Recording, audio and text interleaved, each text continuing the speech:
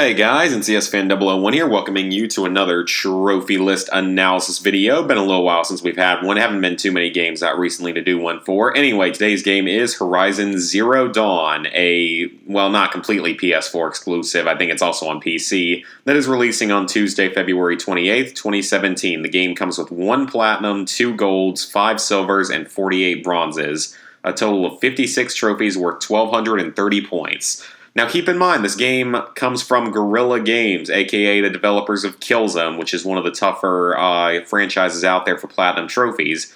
But that's not necessarily how this list looks, so we're going to get into that now. This list has been out for a few days, by the way, but it's just now being released pretty much completely in full with all the story-related trophies and stuff on it. So the Platinum trophy is just all trophies obtained. Stealth killed 10 machines, so they are basically going along the lines of some of the other the Killzone games, with having very specific and descriptive trophy names and descriptions, which isn't necessarily a bad thing.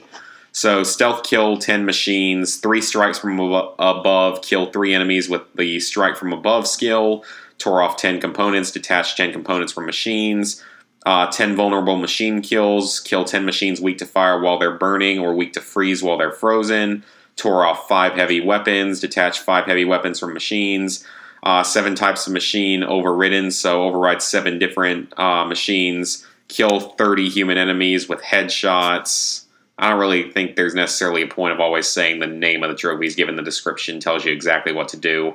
Down 23 Grazer dummies. Now that's interesting. It actually tells us exactly how many collectibles there are in the Nora region. There's 23 Grazer dummies we have to knock over. That's actually really nice of them. First modification, used a weapon coil or outfit weave on a modifiable weapon or object, so basically first upgrade. Kill 1 of every type of acquisition, reconnaissance, combat, and transport machine, so basically kill 1 of each type of machine. That seems pretty simple.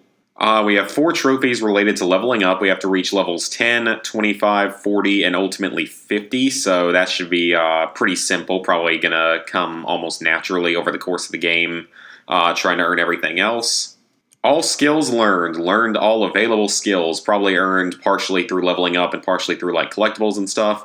First, Tall Neck overridden. Scale a Tall Neck and access its information. I think Stay Potent talked about this a little bit. That might be almost like the watchtowers that you climb up in all the Far Cry games in order to see more of the map.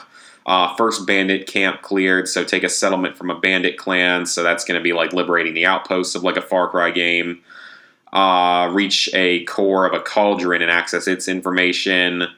All suns at 1 ground, earned at least a half sun mark in all 3 trials at 1 hunting ground, as well as blazing suns at 1 ground, earned a blazing sun mark in all 3 trials at 1 hunting ground. So I assume the blazing sun mark is the 5-star ranking or whatever, 3-star ranking, 2-star ranking, whatever the highest ranking is. So that means you probably have to hunt a certain number of enemies in a certain amount of time. I would assume they're probably replayable, so that probably won't be too bad. First corrupted zone cleared, so corrupted machines in a corrupted zone, just a bunch of killing basically. Seems pretty simple. Now we're getting into some more extensive trophies, including 4 consecutive silver trophies, all Tall Necks overridden, so that's all the Tall Neck mountains and access their information. Or maybe not mountains, I think they're actually creatures. I don't know why I said mountains, I guess just thinking that way. Take all the bandit clans out from all the settlements, so basically take over all the settlements, override all cores, earn at least a half sun mark in all trials at all hunting grounds, as well as a blazing sun mark at all trials of all hunting grounds. That's a gold. I think a lot of people are saying that's probably going to be the toughest trophy in the game, just because those are doing challenges. It looks like it only requires maybe 3 stars, given that there's 3 symbols in each picture. So maybe that means there's only 3, or maybe that just means highest level of it. I don't know exactly. But that's your gold trophy, one of the gold trophies for the game. So that's probably going to be the toughest one in the game. Clear all corrupted zones and scan every type of machine and access a single Vantage data point. I don't really know what the Vantage data point will be. I'm sure that's just another type of collectible, but cataloging all the machines and clearing all the corrupted zones and stuff, those are just more collectible-based trophies. Shouldn't be too bad. I don't think they will be. Now, looking in this area almost makes it look like there's going to be a lot of collectibles in this game, which is kind of unfortunate because I'm not a big fan of games that are just loaded with tons of collectibles. These are all bronze trophies. Discover a strange metal flower, find a wooden effigy from a Banuk traveler, find an ancient vessel used by the old ones. That looks like a cup, but I would assume vessel usually means travel, so maybe like an old car or something, which would be really cool actually. Find and access all Vantage data points, find all metal flowers, find all Arnak figures, and find all ancient vessels. So it looks like there could be a very large number of collectibles in this game, which kind of makes sense given the open world nature of it, but still not usually a fan of finding tons of collectibles. Got the Shield Weaver outfit, recover an ancient technology and put it to use. That basically sounds like another collectible style trophy. Now it looks like we are getting into the story-related trophies. Followed Rost's teachings, learned to hunt and fight alongside Rost. Defeated the Sawtooth that threatened the Nora. The Nora, I thought that was the name of the character, just Nora, not the Nora, whatever. Triumphed in the Proving, overcame adversity and placed first in the Proving. Fought back against the corruption, destroyed the corruption inside the Nora Valley. Learned of the ancient past at Maker's End. Crashed the Eclipse network, infiltrated the Eclipse battle camp and crashed their network, discovered the truth of Zero Dawn, broke the siege of All Mother, defeated the invaders and went inside the Sacred Mountain, recovered a powerful weapon, explored the mountain that fell and recovered a powerful weapon. All allies joined. Given Aloy's actions, all possible optional allies join the defense. That worries me that could be a missable trophy related to making certain dialogue decisions or doing certain actions throughout the game. So that sounds like it could be a missable one, which would be unfortunate. That's never fun. We have our second and final gold trophy, ended the War Machine threat, so that's probably the one for beating the game if I had to make an assumption. Victorious with the War Chief, found the Nora War Chief and defeated the killers in the Ring of Metal. These last four sound more like a side quest set of trophies.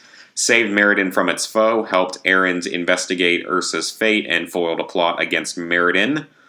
Aided the defectors, aided the escapees of Uthid and the Child King Idaman from Shadow Karja. Hunted Radamal the Talant. Whatever.